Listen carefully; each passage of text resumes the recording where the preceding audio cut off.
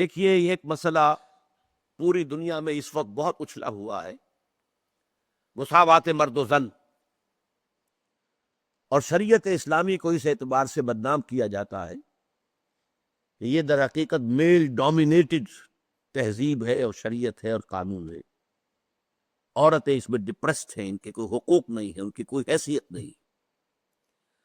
یہ مسئلہ جو ہے بعض پہلوؤں سے اس آیت کے ٹکڑے کے اندر حل ہوتا ہے۔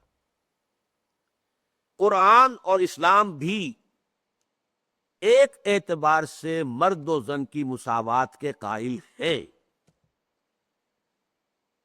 مرد اور عورت برابر۔ نمبر ایک، شرف انسانیت میں برابر ہے، وہ بھی انسان یہ بھی انسان، ایز اے ہیومن بینگس، جو بھی انسانیت کا شرف ہے، both share it.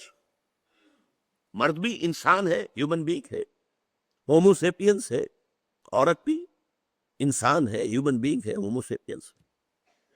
Number do, moral level, اخلاقی اعتبار سے کوئی فرق نہیں مرد میں اور عورت میں۔ نیکی کی بلندیوں تک مرد بھی جا سکتے ہیں، نیکی کی بلندیوں تک عورتیں بھی جا سکتی ہیں۔ مردوں کے لیے جو ان کی اپنی کمائی ہوگی نیکی کی، صرف اسی سے اجر و ثواب ملے گا۔ عورتوں کے لیے صرف انہی کی جو اپنی کمائی ہوگی نیکی کی، اس میں سے حساب ملے گا، اس میں سے جزا ملے گی۔ نہ مرد کی نیکی عورت کو فائدہ دے گی، نہ عورت کی نیکی مرد کو فائدہ دے گی۔ یہ دوسری بات ہے، ایک دوسرے کے لیے دعا کی جائے، شفاعت جسے ہم کہتے ہیں، وہ دوسری بات ہے۔ لیکن اصل کیا ہے؟ لیس للانسان الا ما سعی، کسی انسان کے لیے نہیں ہے مگر صرف وہ شے جس کے لیے اس نے محنت کی ہے، جس کے لیے اس نے قربانی دی ہے، جس کے لیے اس نے مشقت کی ہے، سعی کی ہے۔ اس میدان میں بھی عورت اور مرد میں کوئی فرق، both are absolutely equal, absolutely equal, absolutely equal۔ Number تین، روحانی ترقی، اس میں بھی کوئی فرق نہیں۔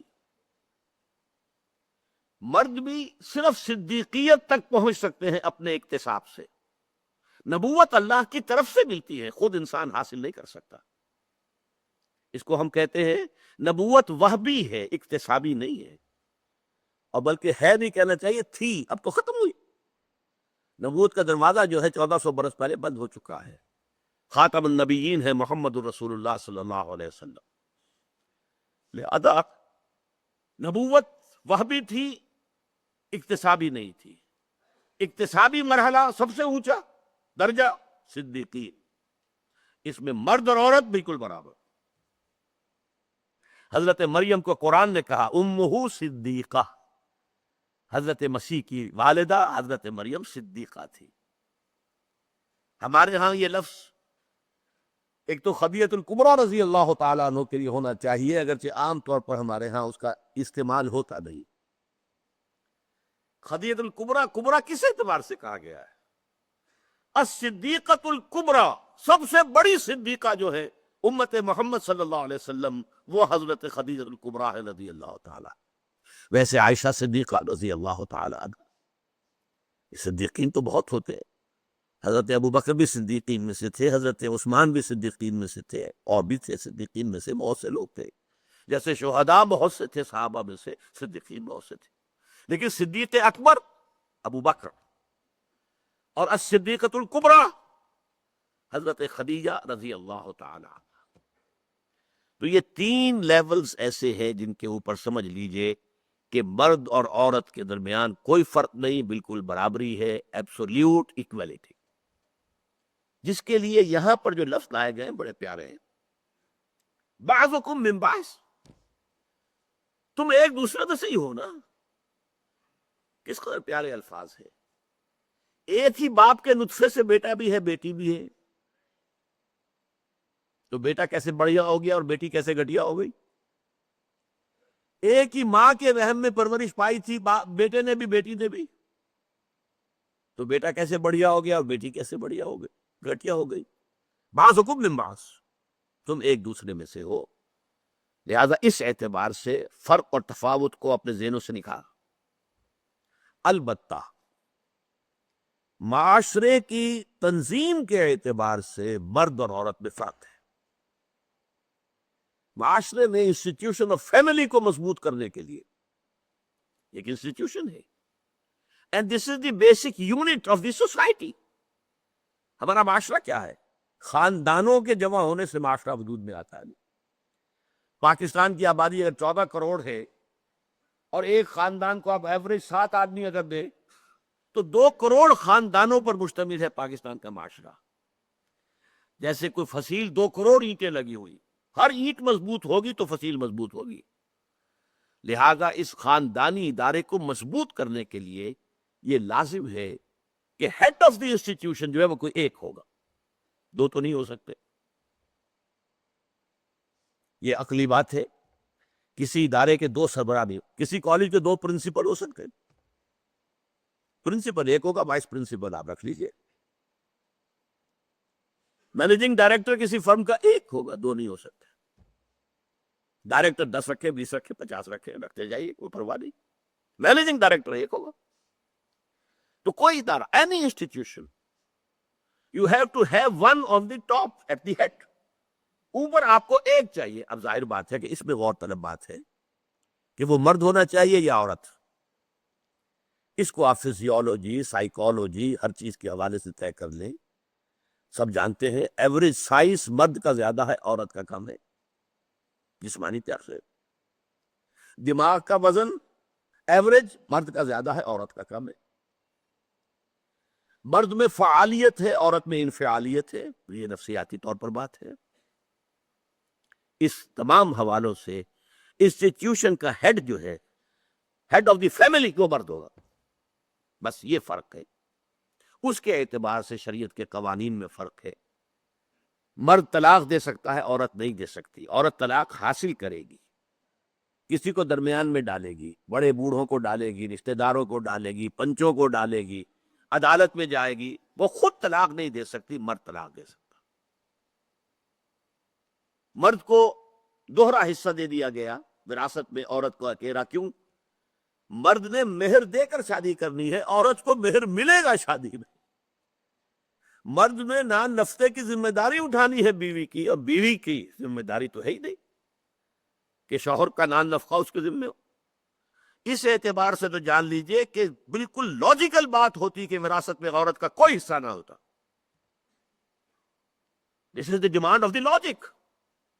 اسلامی معاشرے کے اندر یہاں کفالت جو ہے فیملی کی وہ مرد کے ذمہ ہے, عورت کا کوئی اس کی ذمہ داری نہیں ہے.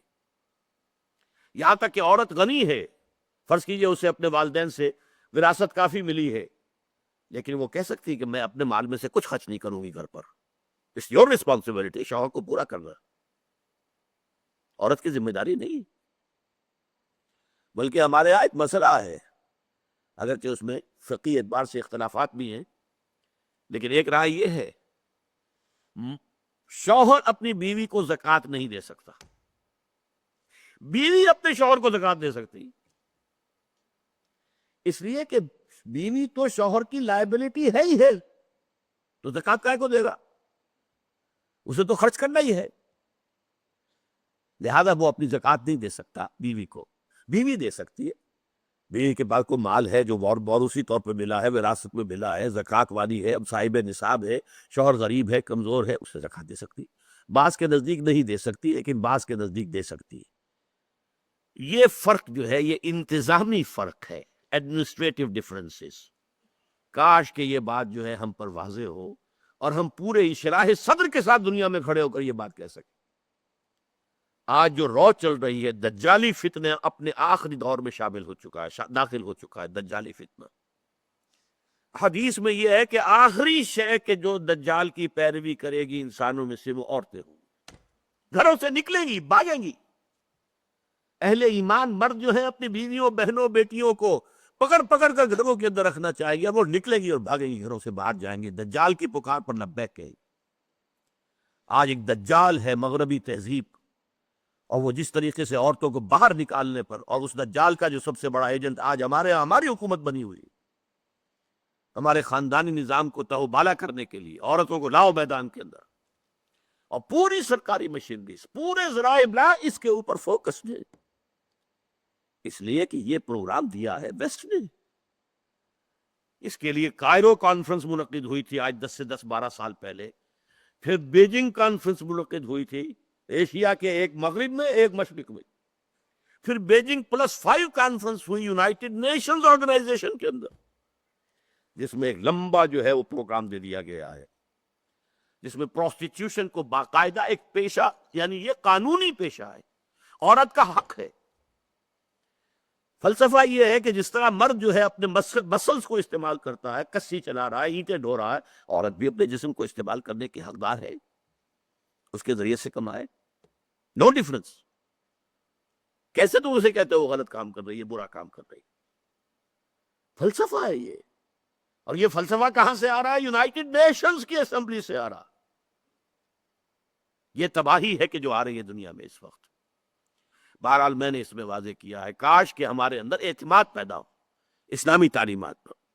البتہ یہ ہے کہ عورت جو ہے وہ اس اعتبار سے گھٹیا نہیں ہے، وہ انسان ہے، شرف انسانیت میں برابر کی شریک ہے، مورل اخلاقی سطح پر وہ مرد کے برابر ہے.